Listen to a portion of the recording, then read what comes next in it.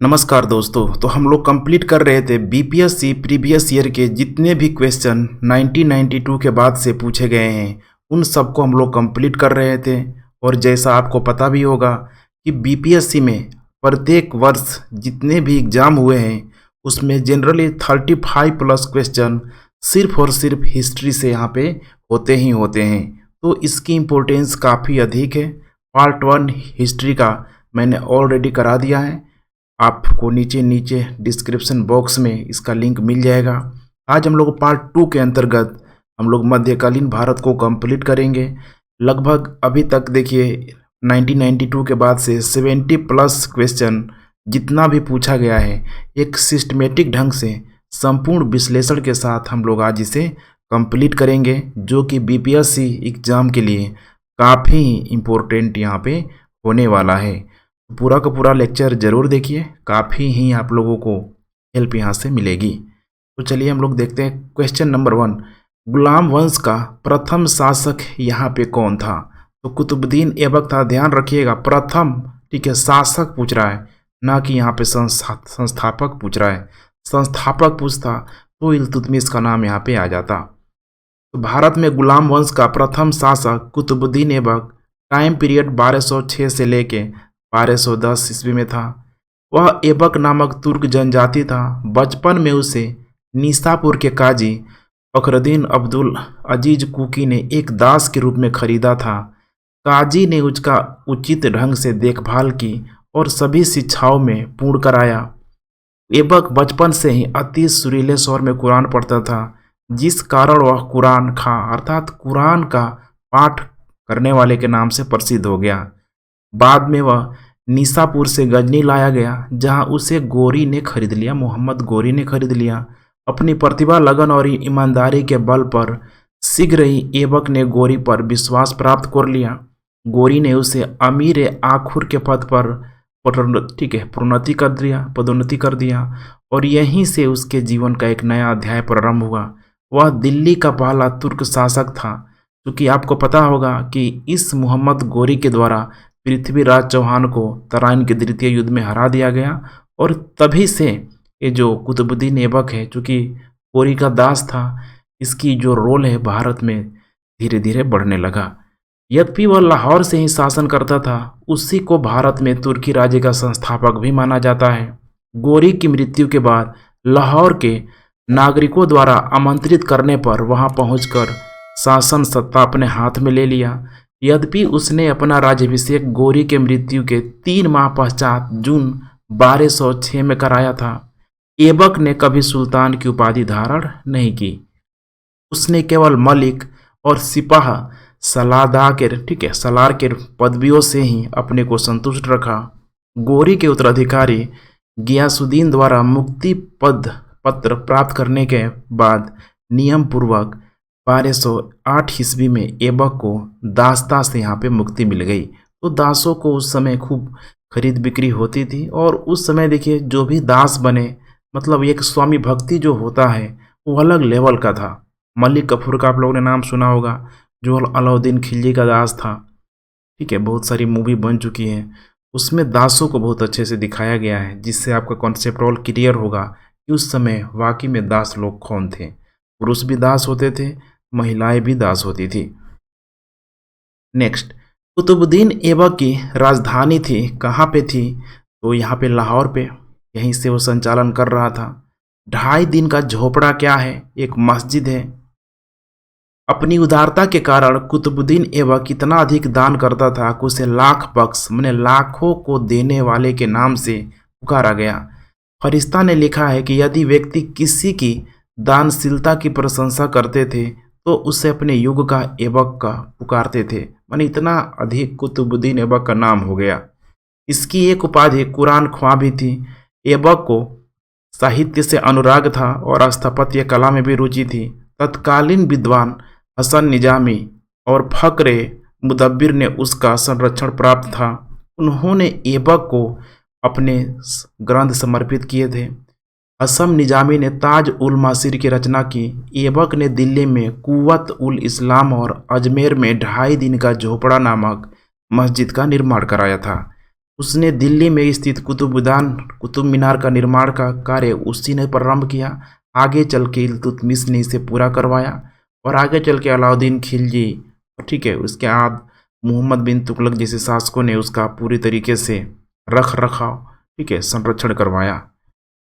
Next, Bharat में मोहम्मद गोरी ने किसको प्रथम अख्ता प्रदान किया हुआ था? कुतुबुद्दीन ऐबक को यहाँ पे, ठीक है, किया हुआ था। गोरी की विजय के बाद तराइन के युद्ध में पृथ्वीराज चौहान को हराने के बाद ये प्रक्रिया आगे बढ़ते चली गई। बिहार का प्रथम मुस्लिम विजेता कौन था?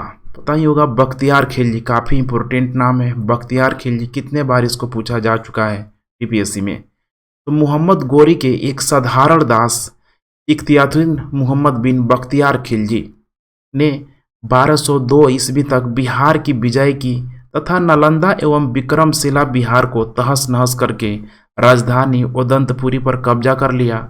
उसने 1204-5 ईस्वी में बंगाल पर आक्रमण किया। उस समय वहां का शासक लक्ष्मण सेन था। वह बिना युद्ध किए ही भाग निकला। तुर्की सेना ने राजधानी नदियों में प्रवेश करके पूरी तरह लूटपाट की। राजा की अनुपस्थिति में नगर ने आत्मसमर्पण कर दिया। लक्ष्मण सेन ने भागकर दक्षिण बंगाल में शरण ले ली और वहीं कुछ समय तक शासन करता रहा।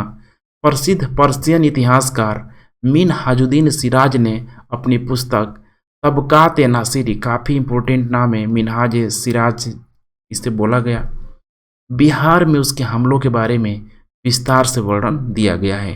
अब देखिए, मैं यहाँ पे एक्सप्लेनेशन में इसीलिए पढ़ रहा हूँ कि ज़रूरी नहीं है कि आगामी बीपीएससी एग्जाम में सेम टू सेम क्वेश्चन आ जाए। उसके अगर दाएं बाएं भी होता है तो इतना विस्तृत एक्सप्लेनेशन के माध्यम से अगर आप इसे पढ़ लेते हैं, सुन लेते हैं, तो यकीन मानिए एग्जाम में आप सही कर पे के, ठीक है, जरूर आएंगे। नेक्स्ट 6 नंबर, बिहार पर बख्तियार खिलजी के हमले का पहला विवरण प्राप्त हुआ था तबकात-ए-नासिरी से। तबकात-ए-नासिरी से नालंदा बिहार का विध्वंस किया था। काफ़ी फेमस नाम बख्तियार खिलजी के द्वारा किया गया था। इल्तुतमिश ने बिहार में अपना प्रथम सूबेदार नियुक्त किया था मलिक जानी को। ध्यान रखिएगा, मलिक जानी को। 1250 ईस्वी में इल्तुतमिश ने बिहार शरीफ एवं राढ़ पर अधिकार कर राजमहल की पहाड़ियों में तेलिया गढ़ी के समीप हिसामुद्दीन ऐवाज को पराजित किया। ऐवाज ने इल्तुतमिश की अधीनता स्वीकार कर ली। इल्तुतमिश ने ऐवाज के स्थान पर मलिक जानी को बिहार का सूबेदार नियुक्त किया। नेक्स्ट क्वेश्चन नंबर 9, वह प्रथम मुस्लिम शासक कौन था जिसने शासक के सिद्धांत को राजाओं को ईश्वरीय, ठीक है, अधिकार सिद्धांत के नाम से जाना गया। दैवीय राजत्व का सिद्धांत भी इसे बोला गया। काफ़ी फेमस नाम है। बलबन के द्वारा बोलता था कि मैं जब भी नीच कुल के आदमी को देखता हूँ तो मेरी भवें तन जाती है और ऑटोमेटिक मेरे, ठीक है, हाथ से तलवार खींचा जाता है। तो ये यही था वो बलबन, ध्यान रखिएगा। बलबन प्रथम मुस्लिम शासक था जिसने शासन के सिद्धांत को राजाओं के ईश्वरीय अधिकार सिद्धांत के समान प्रतिपादित किया।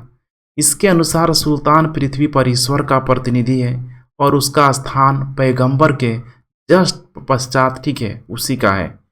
राजा जिसे अल्लाह या जिसे इलाही अर्थात ईश्वर का प्रतिबिंब है, उसने पुत्र बुगरा खां से कहा था कि सुल्तान का पद निरंकुशता का सजीव प्रतीक है। क्वेश्चन नंबर 10, जब उसने राजत्व प्राप्त किया तो वह शरीयत के नियमों और आदेशों से पूर्णतया स्वतंत्र था। बर्नी ने यह कथन इस सुल्तान के लिए कहा था? अलाउद्दीन खिलजी के द्वारा ये कथन, ठीक है, अलाउद्दीन खिलजी के संदर्भ में यह कथन बोला गया।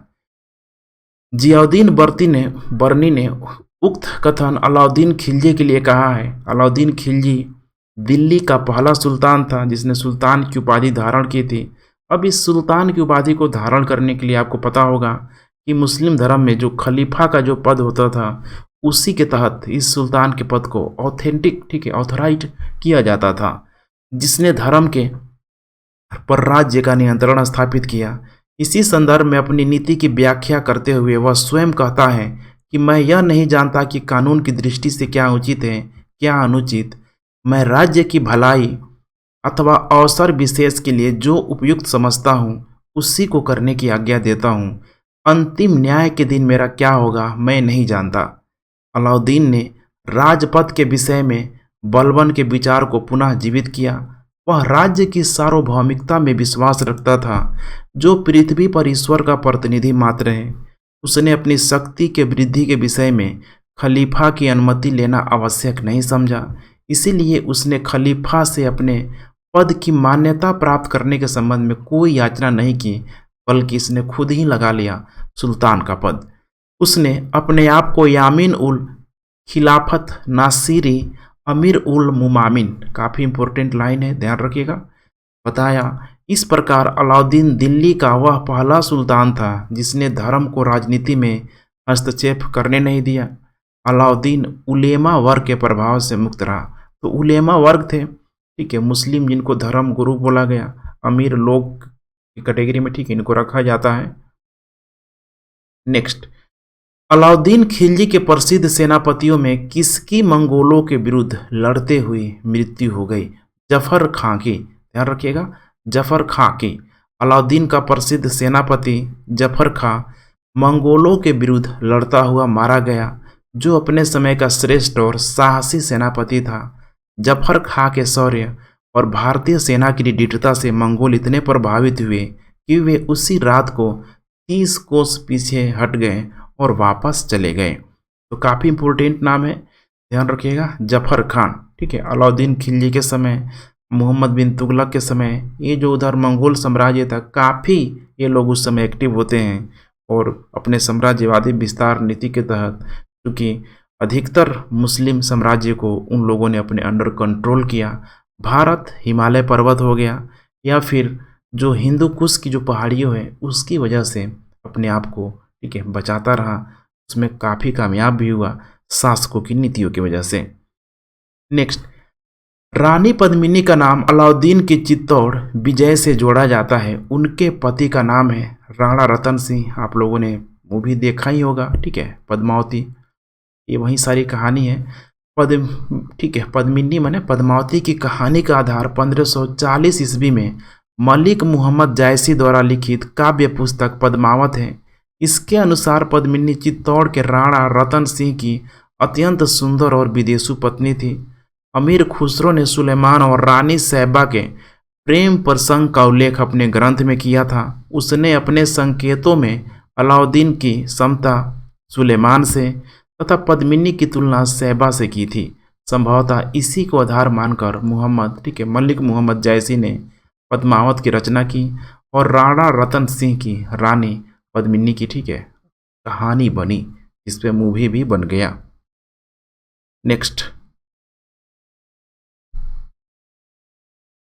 नेक्स्ट, अलाउद्दीन खिलजी के आक्रमण के समय देवगिरी का शासक कौन था? रामचंद्र देव, ध्यान रखिएगा, रामचंद्र देव।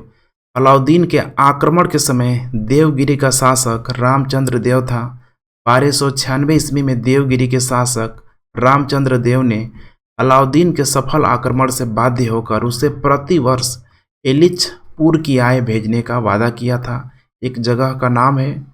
परंतु 1305 ईस्वी अथवा 1306 ईस्वी में उसने कर को दिल्ली नहीं भेजा, जिस कारण 1307 ईस्वी में अलाउद्दीन ने मलिक काफूर के नेतृत्व में एक सेना देवगिरी पर आक्रमण करने के लिए भेजा। राजा रामचंद्र देव युद्ध में पराजित हुआ और उसने आत्मसमर्पण कर दिया।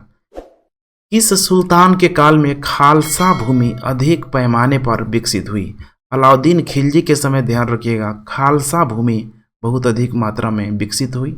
अलाउद्दीन की राजस्व और लगान व्यवस्था का मुख्य उद्देश्य एक शक्तिशाली और निरंकुश राज्य की स्थापना करना था। उसने उन सभी व्यक्तियों से भूमि छीन ली जिन्हें वह मिल्क माने राज्य द्वारा प्रदत्त संपत्ति, इनाम, इंदरात, पेंशन तथा वक्फ माने धर्मार्थ प्राप्त हुई भूमि आदि के रूप में मिली थी।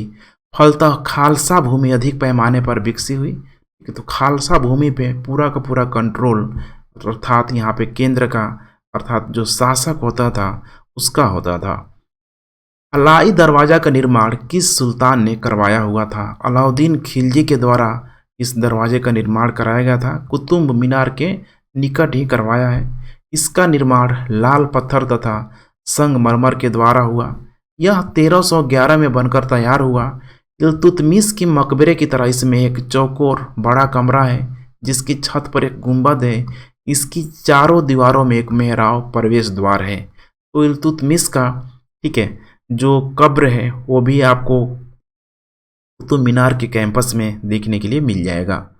नेक्स्ट, फिरोज तुगलक द्वारा स्थापित दार उल सफ़ा क्या था? तो दार उल सफ़ा एक खैराती अस्पताल था। खैराती देखिए शब्द जुड़ा हुआ है, अर्थात राज्य के खर्चे पर हज की व्यवस्था करने वाला पहला भारतीय शासक जो फिरोज तुगलक था उसने दार उल सफ़ा नामक एक खैराती स्थापना ठीक है अस्पताल की स्थापना की जो राज्य के खर्चे से संचालित होता था और उसमें कुशल हकीम उसने रखा। नेक्स्ट 17 नंबर, निम्नलिखित में से किस सुल्तान ने बेरोजगारों को रोजगार दिलवाया? फिरोज तुगलक ने क्या किया? बेरोजगारों को बेरोजगारी भत्ता इसने दिया। फिरोज शाह तुगलक ने सामान्य लोगों की भलाई के लिए कुछ उपकार के कार्य किया। नियुक्ति के लिए एक दफ्तर खोलकर तथा प्रत्येक मनुष्य के गुण एवं योग्यता की पूरी तरह जांच पड़ताल के बाद यथासंभव अधिक से अधिक लोगों को नियुक्ति देकर उसने बेकारी की समस्या को हल करने का प्रयास किया।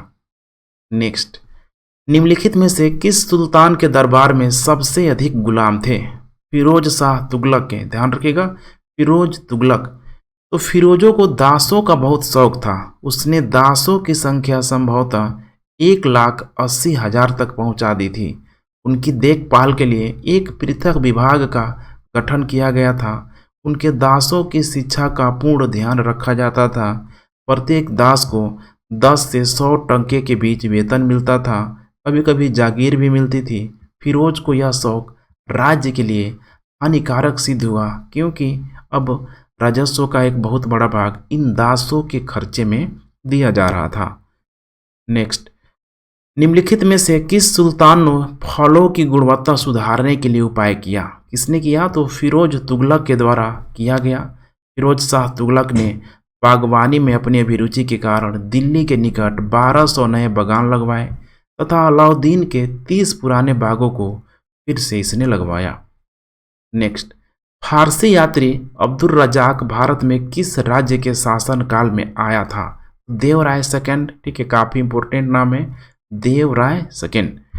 फारसी राजदूत अब्दुल रजाक संगम वंश के सबसे प्रतापी शासक देवराय सेकंड माने टाइम पीरियड की बात किया जाए तो 1442 से लेके 1446 ईस्वी के ठीक है जो इसका शासन काल था, इसी के शासन काल में विजयनगर आया हुआ था। उसने अपने यात्रा वृत्तांत सदाइन व मज्म उल बहरीन में देवराय सेकंड के शासन काल का वर्णन किया है। नेक्स्ट, तैमूर के आक्रमण के बाद भारत में किस वंश का राज्य स्थापित हुआ? तो ध्यान रखिएगा, ठीक है, सैयद वंश का, जस्ट सैयद वंश का स्थापना हुआ। इसके बाद से जस्ट अब लोदियों का आगमन हो जाएगा।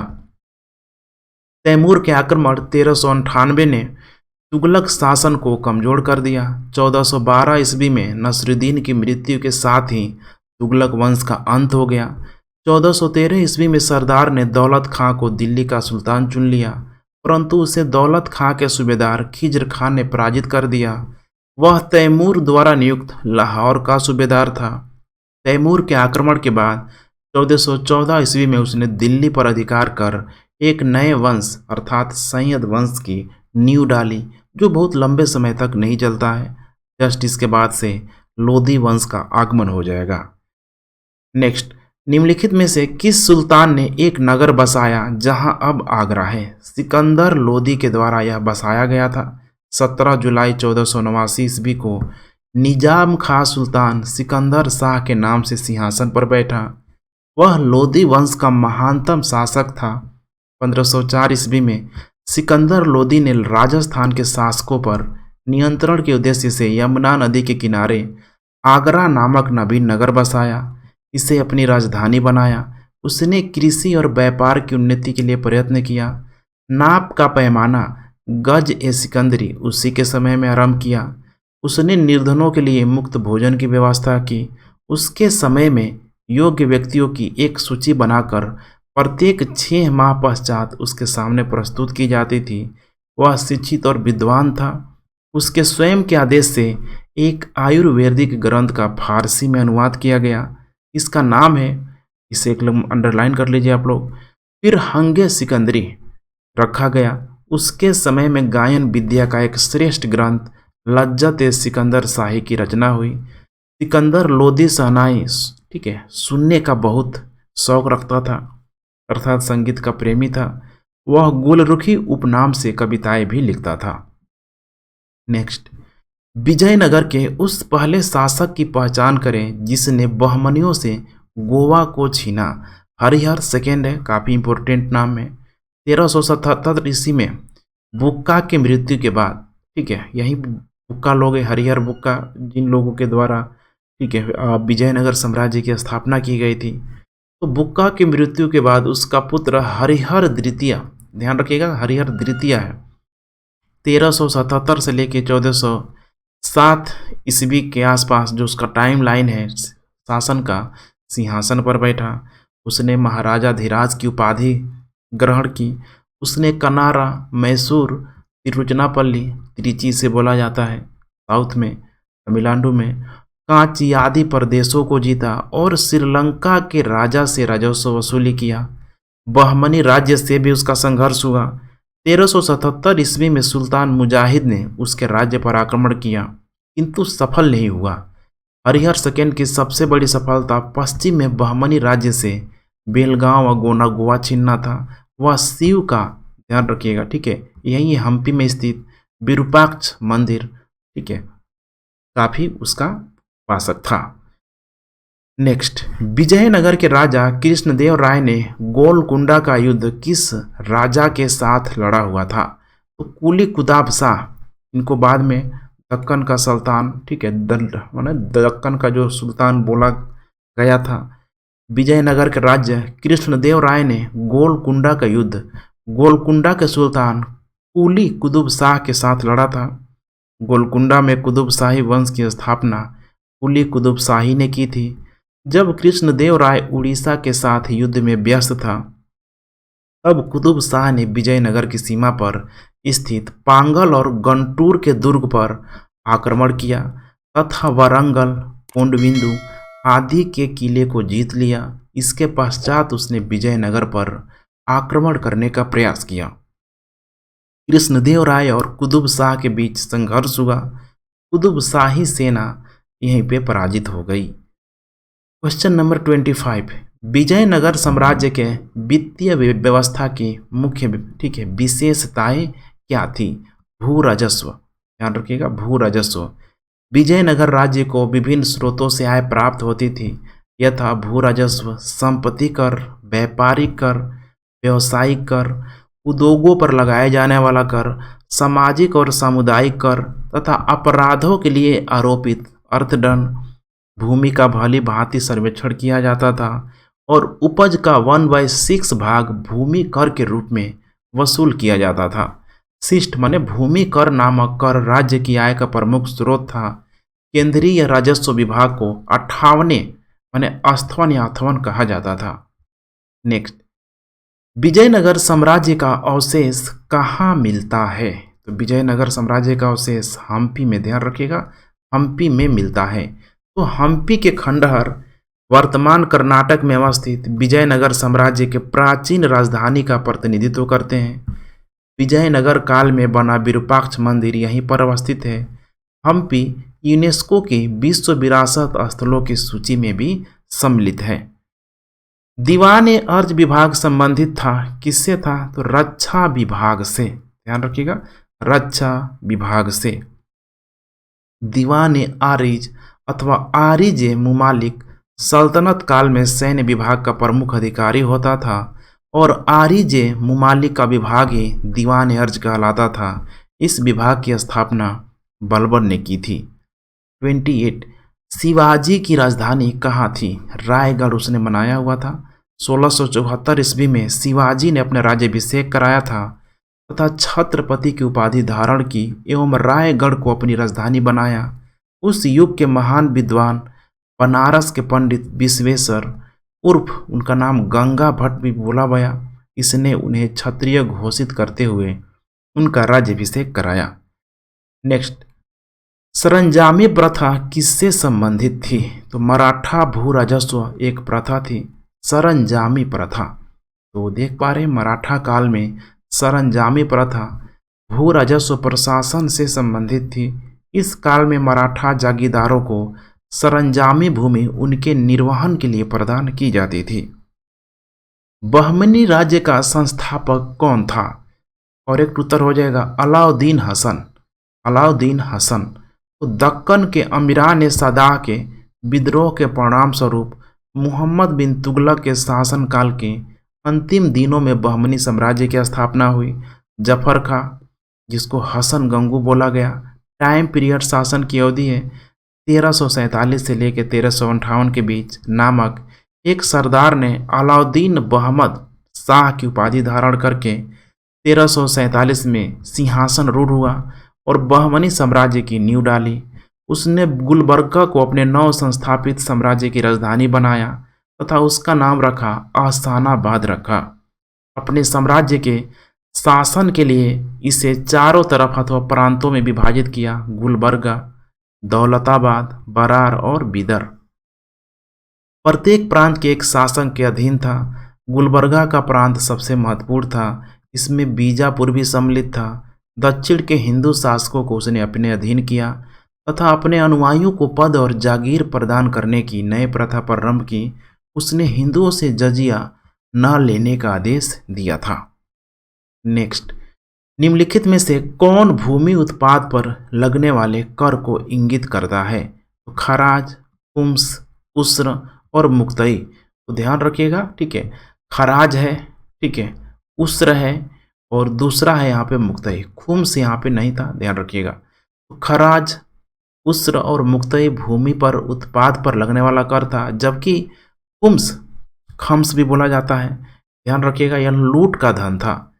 खुम्स युद्ध में शत्रु राज्य की जनता से लूट में, ठीक है, प्राप्त होता था। इस लूट का 4/5 भाग सैनिकों का दिया जाता था, शेष 1/5 भाग राजकोष में। लेकिन अलाउद्दीन खिलजी और मोहम्मद तुगलक ने 4/5 भाग राजकोष में दिया और शेष 1/5 भाग सैनिकों में बांट दिया। सिकंदर लोदी ने गड़े हुए खजाने से कोई हिस्से नहीं लिया। नेक्स्ट, किस सुल्तान ने जमीन में फसल की नपाई का आधा राजस्व के रूप में दावा किया? अलाउद्दीन खिलजी। याद रखिएगा, अलाउद्दीन खिलजी। अलाउद्दीन खिलजी दिल्ली सल्तनत का पहला सुल्तान था जिसने भू राजस्व नीति में कुछ परिवर्तन किया। उसने उपज का 50% भू राजस्व के रूप में निश्चित किया, जिसे अनाज के रूप में लेने के लिए जोड़ दिया गया। इससे पूर्व बलबन और इल्तुतमिश ने भू राजस्व उपज की 1/3 दर से अधिक नहीं लिया था। मोहम्मद बिन तुगलक के काल में भी भूमि कर की दर अलाउद्दीन की भांति 50% ही थी, लेकिन जहां अलाउद्दीन ने राजस्व निर्धारण भूमि पैमाइश के आधार पर किया था, वहीं मोहम्मद बिन तुगलक ने बिना पैमाइश के अनुमान के आधार पर राजस्व का निर्धारित किया था। नेक्स्ट 33, शेख बहाउद्दीन जकारिया किस संप्रदाय के थे? तो ये थे सुहरावर्दी संप्रदाय के। ध्यान रखिएगा, सुहरावर्दी संप्रदाय के। तो बात की जा रही है ये सूफी आंदोलन की। भारतवर्ष में सुहरावर्दी संप्रदाय शेख बहाउद्दीन जकारिया, टाइम पीरियड है 1182 से लेके 1262 तक, पूरा, ठीक है, जन्म से लेके मृत्यु तक। सूफियों के इस संप्रदाय में शेख सदउद्दीन आरिफ, शेख रुकनुद्दीन अब्दुल फतह और शेख जलालुद्दीन सुर्ख आदि प्रमुख हैं। इस संप्रदाय के संत सुखमय जीवन पर बल देते थे, धन और संपत्ति को साधना में बाधक नहीं मानते थे। नेक्स्ट, नीचे दिया है, इन शासकों में से किसने अपनी सैन्य टुकड़ियों को 200, 250 एवं 500 की इकाइयों में विभाजित किया हुआ था? तो इसमें उपयुक्त कोई भी उत्तर यहाँ पे, ठीक है, पर्याप्त यहाँ पे नहीं है, इसीलिए बीपीएससी के द्वारा देखिए 2018 में पूछा भी गया है, उपयुक्त में से कोई नहीं। तो इस्लाम शाह, बारी बारी से देख लेते हैं। शेर शाह का पुत्र था। इस्लाम शाह ने पूरे उत्तर भारत में लगभग 8 वर्षों तक शासन किया। उसकी मृत्यु 1553 में हुई।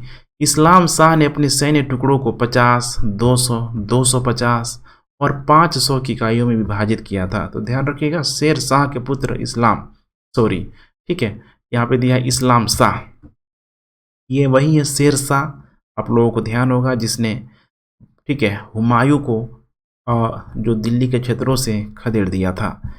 संभवतः शेर शाह के समय भी सैन्य विभाजन की यह प्रणाली प्रचलित थी। ज्ञातव्य है कि बिहार लोक सेवा आयोग ने इस प्रश्न का उत्तर ही माना है। तो अगर ऑप्शन में शेर शाह या फिर इस्लाम शाह अगर होता तो फिर करेक्ट यहाँ पे हो जाता। तो शेर शाह यहाँ पे है, लेकिन बीपीएससी ने माना नहीं है, ठीक है, चूंकि दोनों ऑप्शन दिया है, इस्लाम शाह को भी दिया है। जवाबित का संबंध किससे था? राज्य कानून से, ध्यान रखिएगा, राज्य कानून से।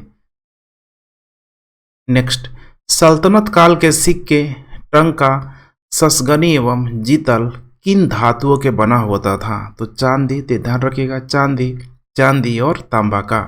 तो सिक्के है टंका, है टंका चांदी से, ससगनी चांदी से, और तांबे का जीतल, ठीक है, तांबे का जीतल जो बकायदा मोहम्मद तुगलक के द्वारा खूब चलवाया गया था।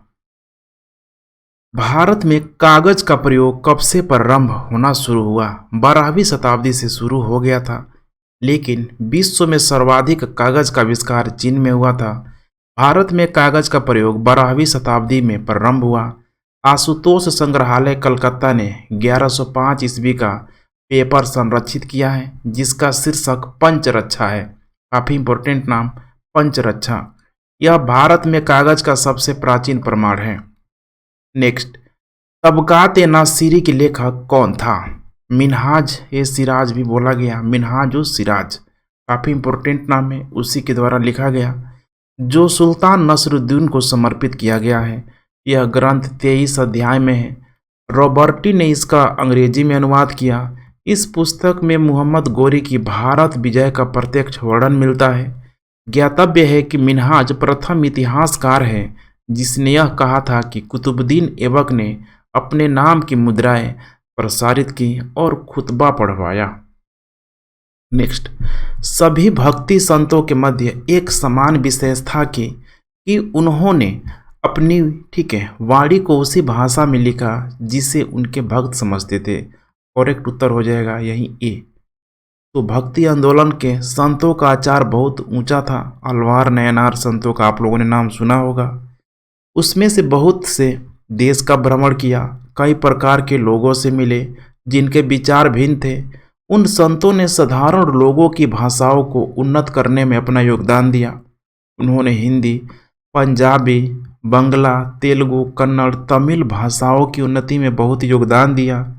भक्ति आंदोलन के अंत, ठीक है, हमने जो संत है यहाँ पे अपने उपदेश क्षेत्रीय भाषाओं में करते थे ताकि यहाँ के लोग उनके उपदेश आसानी से सुने और समझ सके। इस कारण क्षेत्रीय भाषाओं का विकास होना शुरू हो गया। नेक्स्ट, निम्नलिखित में से किस सुल्तान से निजामुद्दीन औलिया ने भेंट करने से इनकार कर दिया था? अलाउद्दीन खिलजी से, क्योंकि आपको पता है अलाउद्दीन खिलजी धर्म को, ठीक है, पॉलिटिक्स में इंटर नहीं करना चाहता था। तो शेख निजामुद्दीन औलिया ने 7 सुल्तानों का राज्य देखा जो कि एक के बाद एक सत्तासीन होते रहे, किंतु वे कभी किसी के दरबार में नहीं गए। सुल्तान जलालुद्दीन ने शेख से मिलने का बहुत प्रयास किया, यहाँ तक कि उसने शेख के प्रिय शिष्य अमीर खुसरो के माध्यम से भी पर्याप्त, ठीक है, प्रयत्न किया। तो अब आपको पता लग गया होगा, अमीर खुसरो काफ़ी फेमस नाम है। किसका शेख है, माने किसका शिष्य है? तो निजामुद्दीन औलिया का। किंतु जब शेख को ज्ञात हुआ कि सुल्तान आने वाला है तो वह अधोजन चले गए। इस प्रकार औलिया ना तो सुल्तान से मिला न ही इनकार किया।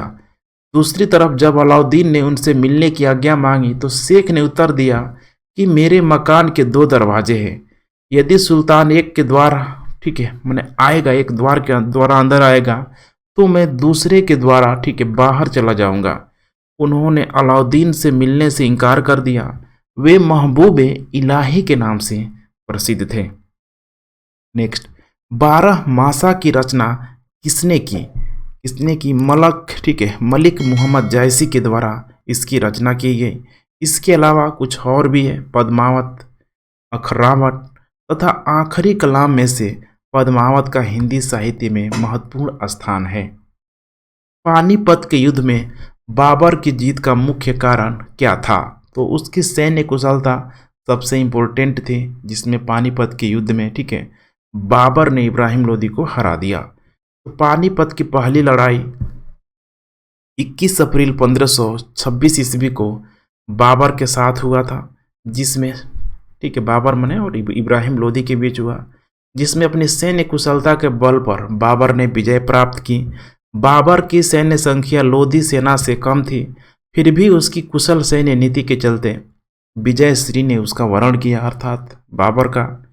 इब्राहिम लोदी स्वयं एवं अनुभव शून्य व्यक्ति पर था, यानी अच्छा नहीं था। देखेंगे दिल्ली सल्तनत का एकदम लास्ट स्टेज में पहुंचा दिया है, इतने बड़े क्षेत्र को बहुत सीमित कर दिया था। बाबर लिखता था कि वह अनुभवहीन व्यक्ति था जो अपनी गतिविधियों में बड़ी असावधानी रखता था। वह बिना किसी व्यवस्था के आगे बढ़ता, रुकता तथा बिना किसी दूरदर्शिता के संघर्ष में लीन हो जाता। नेक्स्ट, तुजु के बाबरी किस भाषा में लिखा गया है? तो तुजु के बाबरी तुर्की भाषा में लिखा गया है, लेकिन इसके बाद से अकबरनामा, पादशाहनामा, आलमगीरनामा, जितना भी नामा आएगा वो सब फारसी में लिखा गया। मुगल साम्राज्य की आधारशिला रखने वाले जहरुद्दीन मोहम्मद बाबर ने अपने जीवन संबंधी घटनाओं को एक ग्रंथ में स्वयं ही लिखा। इसे तुजु के बाबरी या बाबरनामा कहा गया। इसमें, ठीक है, तुर्की भाषा का प्रयोग किया गया, किंतु मुगल दरबारी की राजभाषा नहीं थी यह, अपितु यह सम्मान फारसी को प्राप्त था। अर्थात फारसी जो भाषा थी मुगलों की, ठीक है, मतलब प्रशासनिक भाषा थी, राज दरबार वाली भाषा थी। हुमायूं ने चुनार दुर्ग पर प्रथम बार आक्रमण यहाँ पे कब किया? 1532 में किसने किया था? ठीक है, ध्यान रखिएगा, काफ़ी इंपॉर्टेंट है। चुनार दुर्ग मध्य प्रदेश के क्षेत्रों की तरफ 1532 में किया। इस किले को उसने 4 माह तक घेरे रखा, जिसके बाद शेर खां ने हुमायूं की अधीनता स्वीकार कर ली। इसके अतिरिक्त 1531 में उसने कालिंजर पर आक्रमण किया। 1532 ईस्वी में रायसीन के महत्वपूर्ण किले को जीत लिया। नेक्स्ट, निम्नलिखित में से किसने अपने बादशाह पति के लिए मकबरे का निर्माण करवाया था? हाजी बेगम के द्वारा। ध्यान रखिएगा, हाजी बेगम के द्वारा। हाजी बेगम ने अपने पति हुमायूं के मकबरे का निर्माण दिल्ली में, ठीक है, माने दीन पनाह में 1564 में करवाया था। इस मकबरे का नक्शा मीरख मिर्जा गियास ने तैयार किया था, जो कि एक आर्किटेक्ट था। श्वेत संगमरमर से बना यह भारत का प्रथम गुंबद वाला मकबरा है। इस मकबरे के पारित एक बाग की भी यहाँ पे रचना हुई है। तो 4 बाग का जो कंसेप्ट है यहीं से निकल के आया हुआ था। हुमायूं नामा की रचना किसने की थी? गुलबदन बेगम के द्वारा हुमायूं नामा की रचना की गई थी। बादशाह अकबर ने अकबरनामा के प्रणयन के लिए सामग्री एकत्रित करने के उद्देश्य से यह आदेश दिया था कि बाबर तथा हुमायूं के राज्यकाल के विषय में जो कुछ भी संस्मरण हो वह उसे लेखबद्ध करके उसकी सेवा में प्रस्तुत करें। अतः अनेक लोगों ने इतिहास लिखना प्रारंभ किया। इसी में एक नाम है गुलबदन बेगम। हुमायूं नामा की रचना इसी आदेशानुसार हुई। तो काफ़ी इंपॉर्टेंट नाम है गुलबदन बेगम का, जो अकबर की बुआ, ध्यान रखिएगा, अकबर की कौन होगी? बुआ होगी। हुमायूं द्वारा लड़े गए 4 प्रमुख युद्धों का तिथि अनुसार सही क्रम अंकित करें। युद्ध स्थलों के नाम नीचे यहाँ पे दिया गया है, ठीक है। तो सबसे पहले जो हुआ था देवरा, चौसा, उसके बाद कन्नौज, उसके बाद सरहिंद। तो ध्यान रखिएगा, टाइम पीरियड भी देख सकते हैं यहाँ पे। 1531 में उसने गोमती के तट पर स्थित देवरा नामक स्थान पर अफगान विद्रोहियों को परास्त किया, हुमायूं के द्वारा जो लड़ा गया है। उसके बाद 26 जून 1539 को चौसा के युद्ध में हुमायूं को शेरशाह से पराजित भी होना पड़ा। इस युद्ध में निजाम नामक भिश्ती ने हुमायूं की जान बचाई थी। हुमायूं के विरुद्ध चौसा की इस विजय से शेरशाह की शक्ति एवं प्रतिष्ठा दोनों में वृद्धि हुई। उसने शेरशाह की पदवी धारण कर अपने नाम का खुतबा पढ़वाया तथा सिक्के पर भी अंकित करवाया। 17 मई 1540 को कन्नौज या बिलग्राम के युद्ध में हुमायूं को शेरशाह से पराजित होना पड़ा और विवश होकर एक निर्वासित की भांति इधर उधर भटकना पड़ा। 22 जून 1555 ईस्वी को सरहिंद की विजय ने हुमायूं को एक बार पुनः उसका खोया राज्य वापस दिला दिया। 48 नंबर, निम्नलिखित में से किस सुल्तान ने पहले हजरत आला की उपाधि अपनाई और बाद में सुल्तान की उपाधि? शेर शाह सूरी ने यह उपाधि अपनाया हुआ था।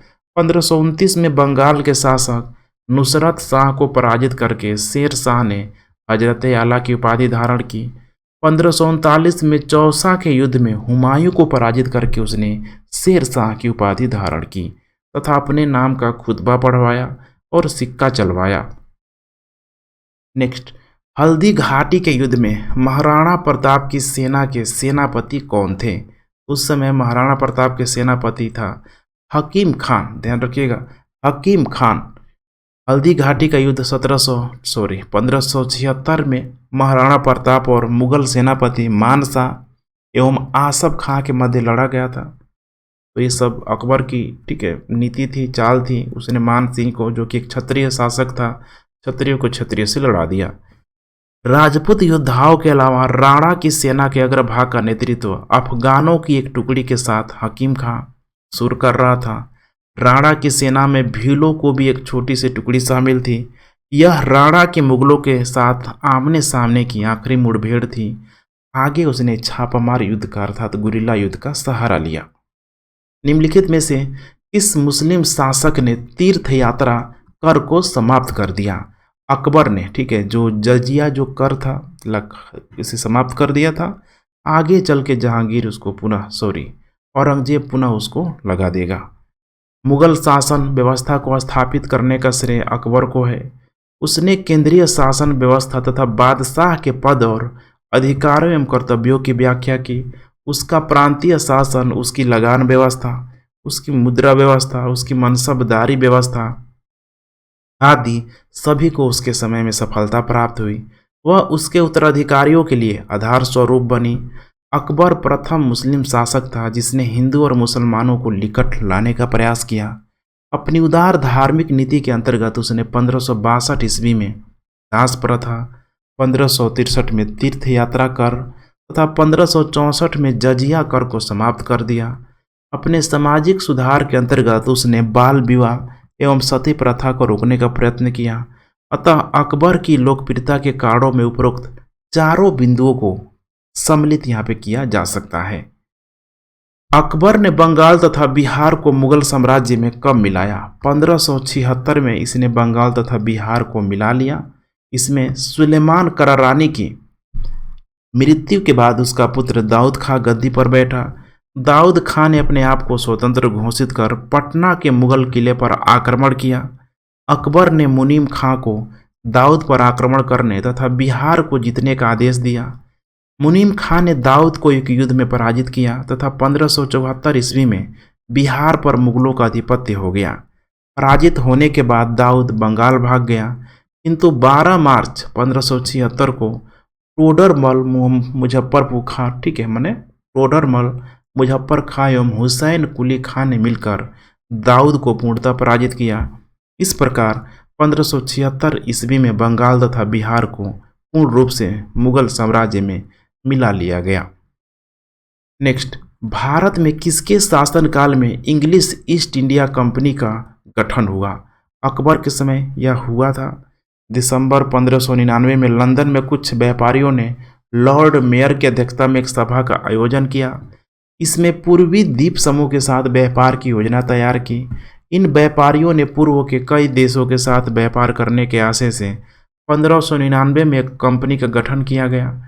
इसमें शुरू में जो इसका नाम था, देखिए, इसका नाम governor and company of merchant of London training in the east Indies रखा गया था। इसे जॉन कंपनी के नाम से जाना गया, अर्थात ईस्ट इंडिया कंपनी के नाम से भी जाना गया।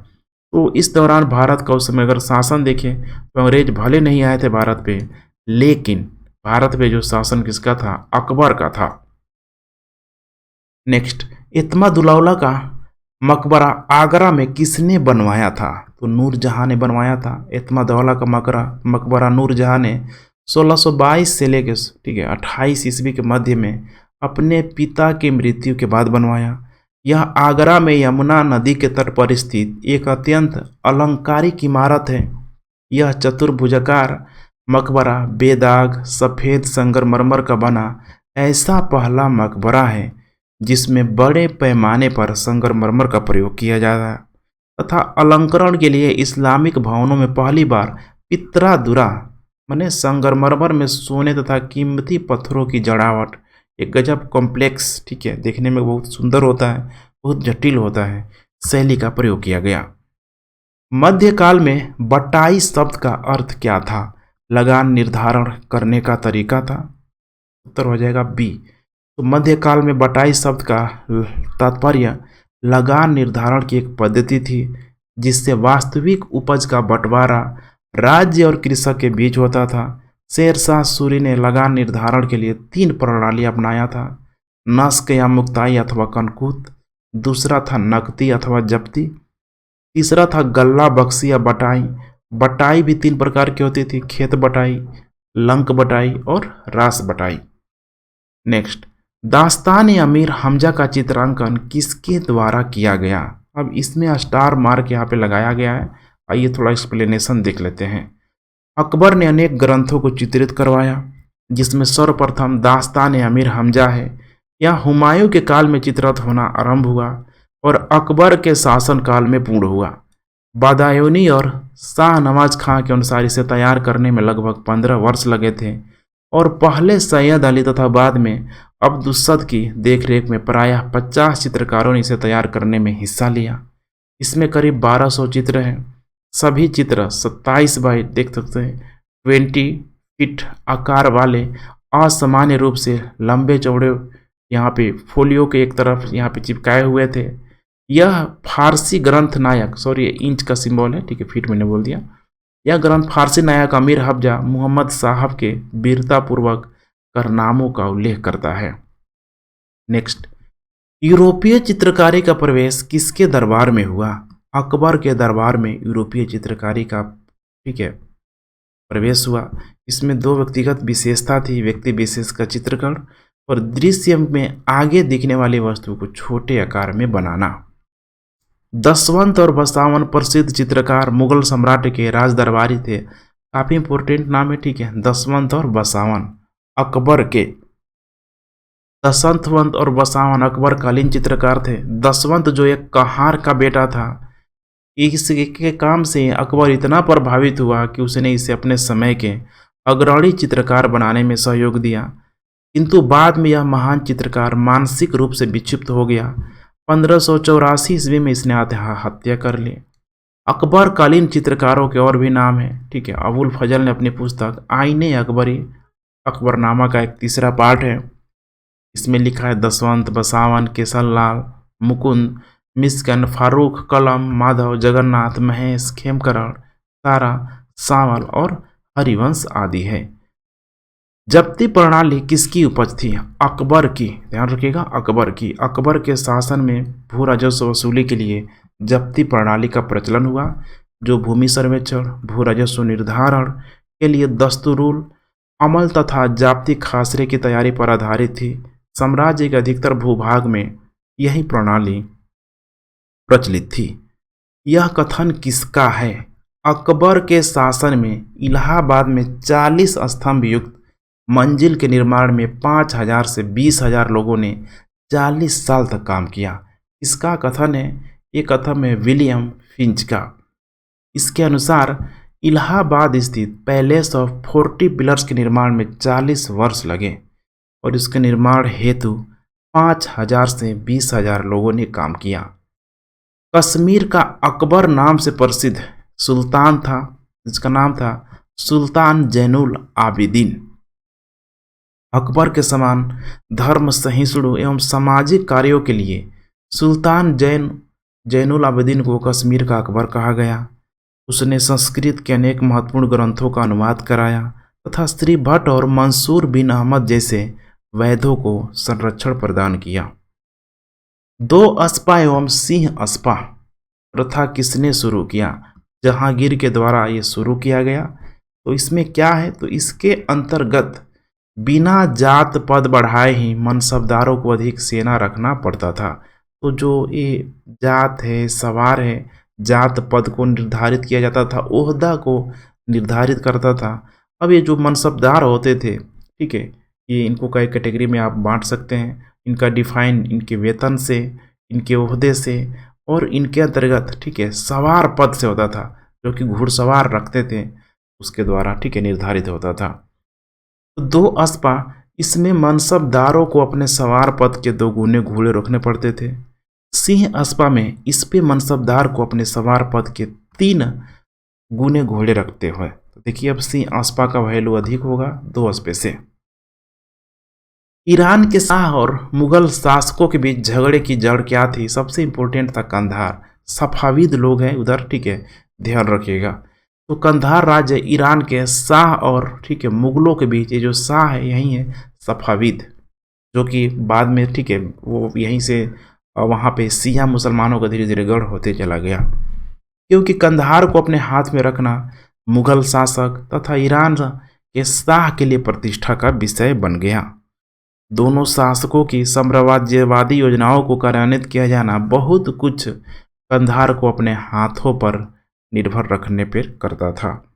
नेक्स्ट, दिल्ली के लाल किले का निर्माण करवाया था। शाहजहां ने दिल्ली के लाल किले का निर्माण करवाया था। तो काफ़ी इंपॉर्टेंट नाम है। इसके अलावा और भी है। इस किले के पश्चिम द्वार का नाम लाहौरी दरवाज़ा एवं दक्षिण द्वार का नाम दिल्ली दरवाज़ा, ये भी एग्जाम में पूछा जा सकता है। तो पश्चिम में ध्यान रखिएगा लाहौर, वैसे भी लाहौर भारत के पश्चिम में है। निम्नलिखित में से किस इतिहासकार ने शाहजहां के शासनकाल को मुगल काल का स्वर्ण युग कहा है? श्री एल श्रीवास्तव ने बताया है अपनी पुस्तक मुगलकालीन भारत में, लिखा है कि शाहजहां का शासनकाल भारत के मध्ययुगीन इतिहास में स्वर्ण युग के नाम से प्रसिद्ध है। यह केवल कला और कला में भी वास्तुकला की दृष्टि से सत्य माना जा सकता है। जे.एन. सरकार और बी.ए. स्मिथ शाहजहां के काल को स्वर्ण काल मानने के पक्ष में नहीं है। एस.आर. शर्मा ने शाहजहां के काल को स्पष्ट रूप से मुगल काल का स्वर्ण काल माना है, अतः विकल्प सी सही उत्तर है। औरंगजेब द्वारा चलाए गए जिहाद का अर्थ है दारुल इस्लाम। ध्यान रखिएगा, दारुल इस्लाम। औरंगजेब सर्वोपरि एक उत्साही सुन्नी मुसलमान था। उसकी धार्मिक नीति सांसारिक लाभ के किसी विचार से प्रभावित नहीं थी। उदार दारा के विरुद्ध, ध्यान रखिएगा, उदार, ठीक है, जो दारा जो था उसका बड़ा भाई विरुद्ध सुन्नी कट्टरता के समर्थन के रूप में राज सिंहासन प्राप्त करने वाली कोई हैसियत से उसने कुरान की कानून को कठोरता से लागू करने का प्रयत्न किया। इस कानून के अनुसार प्रत्येक धार्मिक मुसलमान को अल्लाह की राह में मेहनत करना चाहिए, या दूसरे शब्दों में तब तक गैर मुसलमानी देशों के विरुद्ध धर्म युद्ध करना चाहिए जब तक कि वे इस्लाम के राज्य के रूप में परिवर्तित नहीं हो जाते। नेक्स्ट, पटना में किस सिख गुरु का जन्म हुआ था? काफ़ी इंपॉर्टेंट नाम है, गुरु गोविंद सिंह, ठीक है। इन्होंने खालसा पंथ की स्थापना की, अपने 5 प्यारों को, ठीक है, इन्होंने भोजन कराया। तो आप लोगों ने देखा भी होगा इनके जन्मतिथि पे 5 लोग आगे, ठीक है, तलवार लेके खड़े रहते हैं। नेक्स्ट, मुगल प्रशासन में मुहतसिब था, क्या था? लोक आचरण अधिकारी। मुगल प्रशासन में मुहतसिब जन आचरण के निरीक्षण के विभाग का प्रधान था। उसके कार्य प्रजा के आचरण को उच्च बनाए रखना था, प्रजा के आचरण को शुद्ध बनाए रखना था। और अकबर ने नगरों में मदिरा की बिक्री तथा वेश्याओं का निवास निषिद्ध घोषित कर दिया था। वेश्याओं को नगर से निष्कासित कर एक नए स्थान पर बसाया और उसका नाम इसने रखा शैतानपुरी। मुगल प्रशासन में मदद ए मास इंगित करता है, क्या इंगित करता है? तो विद्वानों को दी जाने वाली राजस्व मुक्त अनुदत्त भूमि। नेक्स्ट, मयूर सिंहासन पर बैठने वाला अंतिम मुगल सम्राट कौन था? वो था मुहम्मद शाह, ठीक है। तो मयूर सिंहासन को जो बनवाया था शाहजहां ने बनवाया था, और मोहम्मद शाह के समय यहीं पे आएगा नादिर शाह, और इस मयूर सिंहासन को, ठीक है, उठवा के घोड़े में लदवा के वो ले जाएगा, ईरान ले जाएगा। निम्नलिखित में से किस मुगल बादशाह को वजीर गाजिउद्दीन ने दिल्ली में दाखिल नहीं होने दिया था। शाह आलम द्वितीय ने। शाह आलम का कार्यकाल आप देख पा रहे हैं 1759 से 1800 ईस्वी तक, बहुत लंबा नहीं है। उसका वास्तविक नाम अली गौहर था। उसने पिता आलमगीर द्वितीय की मृत्यु के समय वह बिहार था। यद्यपि उसे मुगल बादशाह घोषित कर दिया गया, किंतु मुगल दरबार की गुटबाजी के चलते वह बिहार में रहा। दिल्ली का सिंहासन 1760 ईस्वी से 1771 तक खाली पड़ा रहा। 1772 में मराठों की सहायता से वह दिल्ली पहुंच सका। शाह आलम द्वितीय के समय ही दिल्ली पर अंग्रेजों का अधिकार 1803 में हो गया और अंतिम जो शासक होगा बहादुर शाह जफर सेकेंड होगा, जो 1857 की क्रांति में पार्टिसिपेट करने की वजह से अंग्रेज उसको निर्वासित कर देंगे, उसकी पुत्रों की हत्या कर देंगे। तो पूरा का पूरा देखिए मिडेवल हिस्ट्री के अंतर्गत एक सिस्टमेटिक ढंग से हम लोगों ने काफ़ी सारे प्रश्नों को देखा। इसे आप ठीक है 1-2 बार और देखिए, ताकि एक्सप्लेनेशन है यहाँ से मोस्ट इम्पोर्टेंट हो जाता है कि इसी डायमेंशन के अंतर्गत प्रश्न जरूर ठीक है बनेगा ही बनेगा, इतना एकदम गारंटी है। तो आप लोग देखते रहिए डेली का डेली, पूरा का पूरा देखिए प्रीवियस ईयर का जो भी प्रश्न है पूरा का पूरा यहाँ पे एक एक क्लास के माध्यम से आप लोगों से शेयर किया जाएगा। इसके लिए आप लोग बिल्कुल ही निश्चिंत रहें इसी वे में, बशर्ते कि आप लोग ठीक है सपोर्ट करते रहे, शेयर करते रहे, चैनल को सब्सक्राइब भी करना ना भूलें। Thanks for watching and God bless you.